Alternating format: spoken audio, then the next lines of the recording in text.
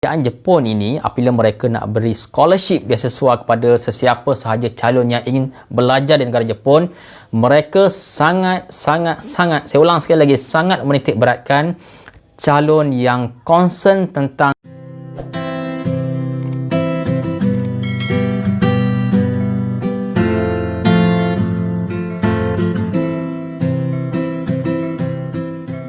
Bismillahirrahmanirrahim. Assalamualaikum warahmatullahi taala wabarakatuh. And minasang konnichiwa. Okey, apa khabar semua?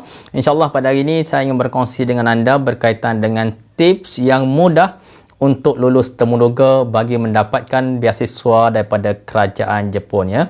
Untuk pengetahuan anda di luar sana, anak-anak muda yang berhasrat ya, ada impian kalau boleh suatu hari nanti insyaAllah ingin melanjutkan pengajian ke negara matahari terbit, negara Jepun, negara samurai ini. Kerajaan Jepun sebenarnya menyediakan beberapa jenis beasiswa untuk foreigner ya. Foreigner maknanya kita lah, kita nak belajar di negara Jepun, so kita jadi foreigner di negara Jepun. Seperti yang saya sebutkan tadi, kerajaan Jepun ini disediakan beasiswa untuk rakyat dia, orang Jepun, dan ada amount yang sangat besar untuk foreigner, orang seperti kita, untuk melanjutkan pengajian ke Jepun. So mereka ada menyediakan scholarship yang sangat menarik dan saya pun pernah merasainya, iaitu scholarship daripada JASO, JASSO, Japanese Student Service Organization ya, dan ada banyak lagi, contohnya membuka gakusho, scholarship dan sebagainya. So jika anda search, banyak beasiswa-beasiswa daripada kerajaan Jepun yang disediakan, dan kalau kita di Malaysia biasanya kita melalui kedutaan Jepun ya, kedutaan negara Jepun yang terletak di Kuala Lumpur. So permohonannya boleh melalui sana ataupun kita lihat kepada iklan-iklan. Baik, tapi yang lebih penting pada hari ini adalah saya nak berkongsi tips untuk lulus temuduga ya. Okey, bila anda memohon beasiswa kerajaan Jepun untuk melanjutkan pengajian, satu perkara yang anda perlu tahu adalah kerajaan Jepun ni kalau dia taja, kalau dia bagi beasiswa, dia bagi full scholarship. Menarik juga ya, dan amountnya agak lumayan, agak banyak, seronok lah ya. Kita nak belajar dengan penyediaan dana yang begitu, maka kita akan lebih selesa. Baik, tip yang pertama adalah kerajaan Jepun ini apabila mereka nak beri scholarship beasiswa kepada sesiapa sahaja calon yang ingin belajar di negara Jepun, mereka sangat, saya ulang sekali lagi, sangat menitik beratkan calon yang concern tentang culture budaya Jepun. Jadi kita kena tahu budaya negara Jepun, budaya orang Jepun bekerja, budaya orang Jepun belajar. Jadi kita perlu buat study sedikit. Sebagai contoh, saya bagi satu point ya. Orang Jepun ni mereka sangat menitikkan berat soal orang yang nak belajar mesti bersungguh. Bukan soal genius tetapi soal bersungguh. Sehingga mereka ada satu pepatah yang berbunyi, dia cakap bahasa Jepun sikit ya. Ishokenme benkyou shita node yoku wakarimashita. Maksudnya, walaupun tak faham, tak pandai, kalau belajar kuat akan faham lebih ya. Ishokenme benkyou shita node yoku wakarimashita. Jadi kalau anda bayangkan dalam temuduga, anda boleh cerita benda ini, boleh sebut ayat tadi, Ishokenme benkyou shita node yoku wakarimashita. So sudah pasti panel interviewer insya-Allah akan tertarik untuk memilih anda. Saya mengaku saya study tentang budaya dia, budaya bekerja, belajar dia. So kita pastikan kita ada knowledge, kita ada point untuk bercakap, kita ada pengetahuan tentang negara mereka, perkara yang positif-positif. So mereka pun suka insya-Allah untuk memilih kita. Satu. Yang kedua adalah kita mesti belajar sedikit study bahasa Jepun yang basic-basic ya. Contohnya nak tanya orang apa khabar, o genki desu ka. Nak, kalau kita orang Islam kan, dapat bezakan makanan halal dan yang tidak halal. Genzai ryo wa doubutsu desu, berunsurkan haiwan. Kalau kita nak cari yang berunsurkan tumbuhan, kita kata genzai ryo wa shokubutsu desu. Nak tanya harga di kedai, nak membeli ikura desu ka, ikura tu harga. Kore wa ikura desu ka, contohnya barang ni berapa harga. Tanya khabar, o genki desu ka. Nak sebut ramai-ramai, minasang, apatah lagi perkataan-perkataan basic, ohayo gozaimasu, konnichiwa, konbanwa dan sebagainya. Telur, tamago, water, air, mizu, raisu, nasi, gohan juga nasi. So perkara-perkara basic ini kita perlu belajar bahasa Jepun yang asas-asas. Nak tanya itu, nak tanya ini, doko desu ka, nak pergi ke mana, macam mana nak pergi ke sana sebagainya. So kita memang kena study. Nak study di mana? Nak study, kita carilah kelas berbayar ke.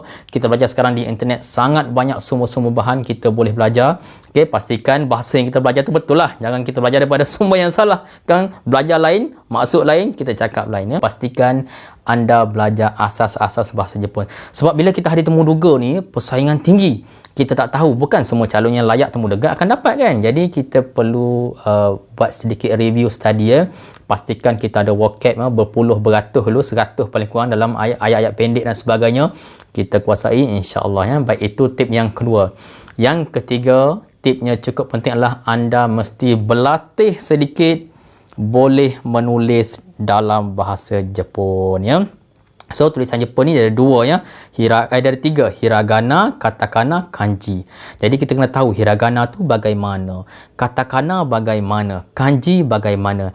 Dan biar kalau orang Jepun bagi satu kertas untuk kita menulis, kita boleh tulis nama kita ke guna apa ni? Katakana. Kita boleh mengeja tamago tadi, telur. Tamago dalam menggunakan hiragana. Kita tahu water mizu tulis guna hiragana ataupun sedikit kanji penulisan kaedah kanji macam mana.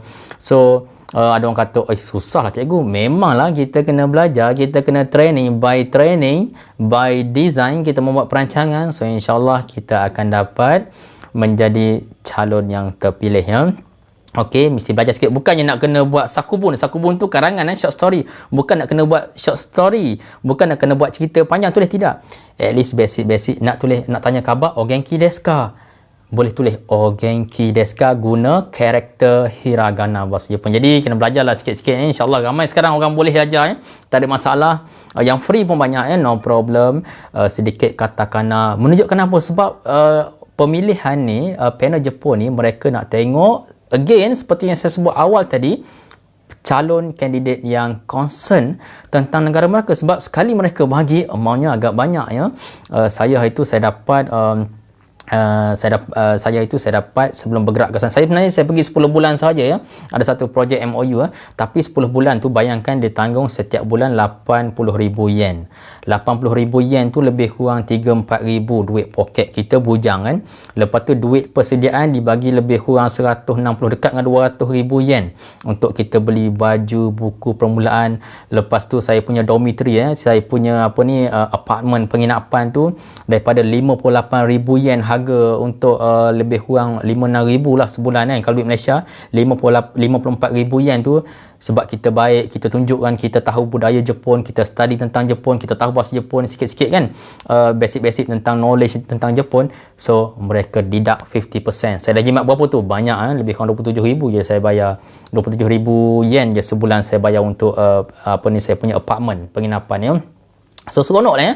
Kita belajar pun rasa semangat.